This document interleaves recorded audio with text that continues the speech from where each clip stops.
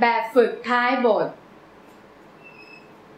ให้นักศึกษาแปลประโยคต่อไปนี้ข้อ 1. กอไก่สระอา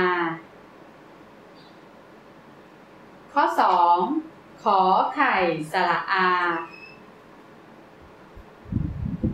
ข้อ 3. นอเนนสระอะข้อ 4. สระโอยอยักษ์ข้อ 5. สระอายไม้มลายต่อเต่าข้อ 6. กอไก่สระอางองู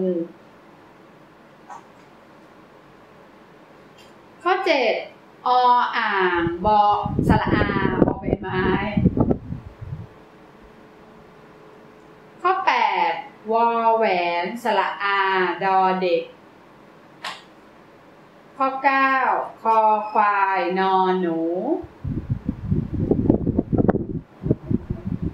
ข้อ 10. กอไก่ลอลิงออ่างงองู